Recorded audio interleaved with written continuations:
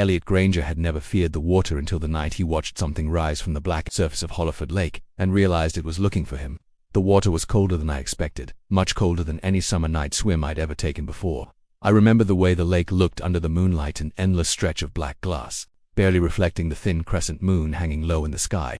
I had driven out here alone, craving a break from the noise of the city, the bright lights, and the constant hum of people. I wanted silence, something untouched and raw, and this lake seemed like the perfect place to find it. The air was heavy and still, almost too still. No crickets chirped, no frogs croaked. Just an eerie quiet that wrapped around me like a thick blanket. I parked my car at the edge of the gravel path and stepped toward the shore, the crunch of the stones under my feet the only sound breaking the silence. The water looked calm, but as I moved closer I could see that the surface was shimmering with an unnatural shimmer, like it was alive. I hesitated for a moment, feeling the cool night breeze on my skin, then took off my shirt and shorts, leaving my clothes in a neat pile by a tree. I stepped into the water slowly, the cold biting at my calves and then my thighs, sending sharp shivers through my body. I swallowed the lump rising in my throat and pushed myself deeper, until the water reached my chest. The chill was intense, but it was strangely calming too. I floated on my back, staring up at the stars peeking through the clouds, letting the water hold me. For a while I felt nothing but peace. Then, out of the corner of my eye, I caught something moving beneath the surface, something dark and smooth that glided just below me, perfectly still in the black water. My heart started beating faster, a rush of fear creeping in. I turned my head slowly, trying to catch a better glimpse, but whatever it was didn't surface. It moved with a fluid grace, barely disturbing the water around it. It wasn't a fish, not with that size and shape. It was something else. I wanted to tell myself it was just a shadow, or a trick of the moonlight, but deep down, I knew better. The cold around me suddenly felt sharper, like the water itself had changed.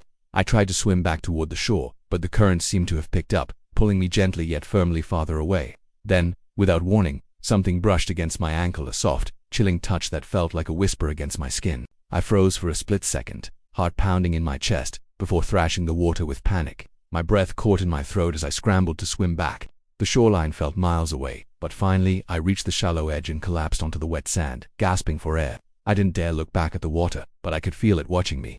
The shadow was gone, but the sense of being observed stayed with me, prickling at my skin like cold fingers crawling just beneath the surface. I wrapped myself in my shirt and sat on the shore, staring out at the lake. The silence pressed down harder than before, and I could swear the water was moving, tiny waves rippling without wind. It felt like something was lurking just beneath, waiting. My mind raced, trying to convince me it was nothing but exhaustion, my imagination playing tricks. But I couldn't shake the feeling that I had disturbed something ancient and restless. The lake had swallowed me whole, even if only for a few minutes, and it wasn't ready to let me go. I thought about driving home right then, but I stayed, watching the water until my teeth chattered and the first hints of dawn began to touch the sky. When I finally stood, I felt ice cold, unblinking burning into my back from somewhere deep inside the black lake. I didn't look back as I hurried to my car. The night's chill wasn't just from the cold water anymore. It was from the knowledge that I had been marked, and that the darkness beneath the surface was far from empty. The next night I found myself driving back to the lake without fully understanding why. Every instinct told me to stay away, to forget what I'd seen or thought I'd seen, but something deeper pulled at me. It wasn't curiosity. It was more like a quiet, unrelenting command whispering from somewhere far below my thoughts. The drive was silent, my headlights cutting a narrow path through the darkness. The air felt thicker than before, heavy with the smell of damp earth and something faintly metallic. Clouds had swallowed the moon, leaving no light to guide me. Once I reached the water's edge, the world beyond my car felt empty, as if the lake had swallowed everything nearby. When I stepped out, the night greeted me with an even heavier silence than the night before. No leaves rustled, no insects stirred. Even my own footsteps seemed muffled. As I made my way down to the shore, the lake's surface was blacker than the sky, a void reflecting nothing. I slipped into the water quickly this time, wanting to get it over with, as if rushing could prove my fear was unfounded. The cold wrapped around me instantly, biting into my skin until my body felt weightless and numb. I swam further out than before, my arms cutting through the stillness. For a while, it was the same, a quiet, endless dark pressing against me from every direction. But then I noticed it again, that strange shift in the water. It wasn't the kind of current I knew, no natural push or pull. It felt more like the lake was drawing in a deep breath. My ears began to pick up something faint. At first, it seemed like the sound of my own heartbeat thudding in my skull, but as I stopped moving and floated, I realized it was something else entirely. A low, broken murmur like voices, dozens of them, whispering just beyond the edge of understanding. I tried to tell myself it was just the sound of water moving against the shore, but it wasn't. The words, if they were, words were forming patterns, a rhythm. The more I listened, the colder the water became, numbing my hands and feet. I dove under, my eyes straining to adjust to the dim light filtering through the depths. The water seemed darker here, thicker, as if carrying silt that never settled. That's when I saw them, pale shapes at the very bottom of the lake, human shapes, their faces turned upward toward me. There were dozens, maybe more, resting in stillness like statues buried in the silt, but they weren't statues. Their eyes were open, wide and glassy, fixed on me with a kind of frozen hunger. Their mouths moved, slow and deliberate, forming silent screams that I could almost hear without sound. I kicked hard to rise back to the surface, but the water around me felt heavier with each stroke, like invisible hands were pushing me down. When I finally broke through, gasping for air, the whispers seemed louder. I turned toward the shore, desperate to leave, but something brushed my wristlight at first, then tightening. I jerked my arm upward, breaking free, but the sensation lingered, as if a cold residue clung to my skin. I swam harder, my breath ragged and shallow. The moment my feet touched the lake bed near the shore, the water seemed to release me all at once. I stumbled forward, collapsing onto the damp sand, coughing and shaking. My wrist ached where I'd felt that grip, but when I looked, there was nothing there, no bruise, no mark, only a faint chill, like something still holding on from somewhere unseen. I stayed there for a long time, staring out at the lake, half expecting to see one of those pale faces break the surface. But it remained still, calm, almost peaceful. If someone had walked by, they would have thought it was just a quiet night at a quiet lake, but I knew better. When I finally turned to leave, the air behind me felt different, warmer, almost damp against the back of my neck. I froze, every muscle tightening. It wasn't the wind, it was too controlled, too steady, like a breath. I didn't turn around. I just walked, forcing each step, until I reached my car. I locked the doors and stared straight ahead, my reflection barely visible in the black windshield. Somewhere beyond the glass, the whispers still echoed in my head, promising that I hadn't been alone in the water, and I never would be again. I didn't tell anyone about the faces. I couldn't. The thought of describing them out loud felt dangerous, like speaking their existence might make them real in a way I couldn't undo. Still, the images stayed with me, the glassy eyes, the slow movement of their mouths, the cold grip on my wrist. No matter how much I tried to distract myself the next day, my mind kept drifting back to the lake. The pull was stronger now, almost like a weight sitting inside my chest, urging me to return. I didn't feel brave. I didn't feel curious, but by nightfall I was standing at the edge of the same dark water, flashlight in one hand and camera in the other. The air felt heavier than before, damp with a scent I hadn't noticed on the previous nights, a sharp, earthy rot, like something long buried had been disturbed. The moon was hidden behind thick clouds, so the lake stretched before me like an endless void. I switched on my flashlight, the beam cutting across the water in a thin white line. Ripples glimmered briefly, but the rest was just blackness, swallowing the light after a few feet. I raised my camera, recording as I stepped into the water, the cold biting immediately at my legs. I kept moving forward, my feet sinking slightly into the silt beneath, the water climbing higher against my body. I scanned the surface with the flashlight, searching for any sign of movement. At first nothing. The lake was silent except for the slow churn of water around me. Then, without warning, the water beneath my feet trembled. It wasn't a wave or a fish, it was like the lake itself shivered. My grip tightened on the flashlight as a faint ripple spread outward from where I stood. Behind me there was a splash. I spun around, raising the light toward the sound, but the beam caught nothing but tiny bubbles rising from the black. I called out instinctively, but my voice was swallowed by the vast stillness. I took a shaky breath and turned back toward the center, but my flashlight flickered, dimming for a second before returning to full brightness. The beam caught something, then movement in the water. It was fast, darting just below the surface. I tried to follow it with the light, but it kept slipping out of view. Then it stopped, just a few feet away, and began to rise. My stomach clenched as something pale broke through the water. At first I thought it was a branch or driftwood, but then I saw it clearly, a hand. Long, thin fingers stretched upward, twisting slightly as they reached for the air. The skin was pale and bloated, the nails dark and cracked. I stumbled backward, the water splashing around me. In my panic, I dropped the flashlight into the water, plunging myself into darkness. My heart pounded in my ears as I fumbled for my phone, switching on its light. The beam shook in my trembling hands, scanning the surface. The hand was gone. Only faint ripples remained, moving outward in perfect, deliberate circles. My breathing was ragged, shallow. I aimed my phone's light toward where I had seen it, but the water now looked calm and undisturbed. I turned to get out, but the shore felt farther away than it had moments ago. Each step was slow, my legs heavy, as if the water thickened with every movement. The silence pressed in on me, broken only by the faint hiss of the silt shifting beneath my feet. Then I saw something floating toward me. My phone's light caught the surface of the water as the object drifted closer. It was my flashlight. I reached for it instinctively, my hand brushing against the cold metal. When I pulled it up, I saw that the lens was smeared with something dark, something thick. It wasn't mud. It was deep red, almost black in the light. My stomach turned. The water around me had changed. It looked darker, as if the red was spreading through it, swirling beneath the surface. I clutched my camera tight and hurried toward the shore, my breath coming in short bursts. By the time I reached the sand, the water looked normal again, calm and unbroken. I glanced down at my camera, replaying the footage with trembling hands.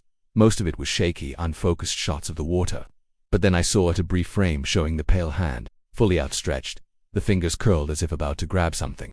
My chest tightened as I realized the hand hadn't been reaching for the air. It had been reaching for me.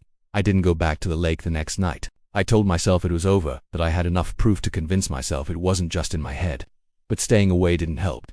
That night, I woke up from a dream that felt more real than anything I'd experienced in waking life. I was underwater, suspended in darkness, the cold pressing against my skin like a living thing. Faces surrounded me, those same pale, wide-eyed faces from the bottom of the lake, turning slowly in the water, their mouths opening and closing in perfect unison. I couldn't hear them, but I could feel their words pressing against my mind, like they were whispering directly into my thoughts. I shot upright in bed, gasping, my chest heaving as if I'd been holding my breath for minutes. Sweat soaked my shirt, my hair clinging damp to my forehead. My bedroom was pitch black, the air heavy and humid, and for a moment I thought I was still dreaming. Then I noticed something strange. My feet were wet. I pulled back the blanket, my stomach tightening. The sheet beneath me was damp, and when I swung my legs over the side of the bed, my bare feet touched something cold. The floor was wet. I flicked on the light and saw a trail, muddy footprints, faint but clear, starting at the window and leading directly to the side of my bed. The shape was wrong. The toes were too long, the arch too narrow, and the prints were smeared, as though whatever made them had been dragging itself forward. My eyes shot to the window, but it was closed and locked. The glass, however, was covered in streaks. Long, thin marks ran down from the top to the bottom, the smudges oddly like finger trails. I stood frozen, my skin prickling, when I heard a soft scraping sound, like fingernails dragging slowly across the outside of the glass. The noise was deliberate, unhurried, as though whatever was making it knew I was listening. My heart hammered so hard it felt like it would burst. I forced myself to move toward the window, every muscle tense. But just as I reached it, the scraping stopped. The silence that followed was worse, heavier, as if the air itself had been pulled tight around me. I didn't want to look, but I couldn't stop myself. I peered out into the night. At first there was nothing but the faint outline of trees swaying slightly in the distance. Then a shadow moved across the ground below, slow, tall, and impossibly thin. It glided more than it walked, its head tilted at an unnatural angle. I stepped back from the glass, my throat tightening. The figure stopped beneath the window and stayed there, still as stone. My breath caught in my chest as I realized it was looking up at me. I couldn't see its face, but the way it stood made my stomach churn, like it knew exactly where I was and exactly what I'd seen at the lake. I backed away until I hit the far wall, my eyes locked on the window.